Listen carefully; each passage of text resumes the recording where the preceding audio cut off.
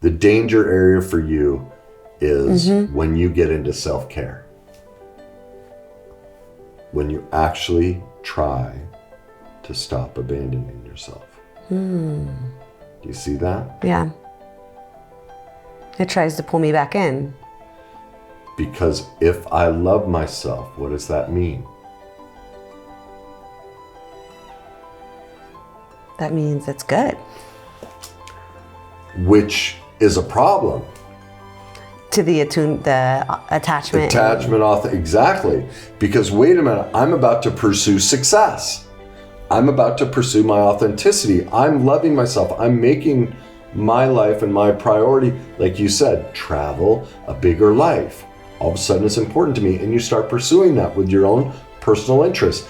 And boom, as soon as you hit that, that's the cycle. That's the shame and denial piece. And so the red flag area for you is right there.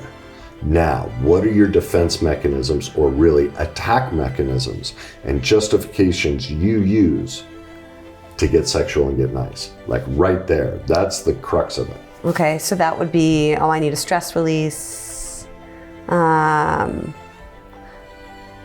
It's better. Well, I don't want anyone else right now. I don't have anything, like, I'm not interested in anything else right now. Yeah. But it's really what I want. Yeah, that's what I want, yeah. It's really what I want.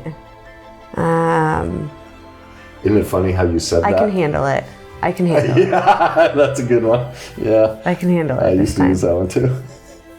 Yeah. I love how you said, I don't want anything else right now. Did you hear that?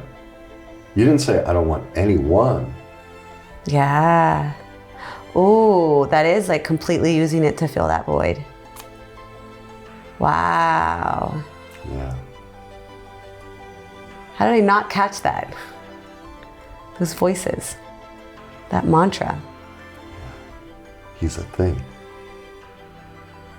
It's just an addiction. Yeah. It's an attempt to soothe intolerable pain. And so in this moment, it's an unwillingness to sit through and work through that pain and go, okay, I'm done hurting myself.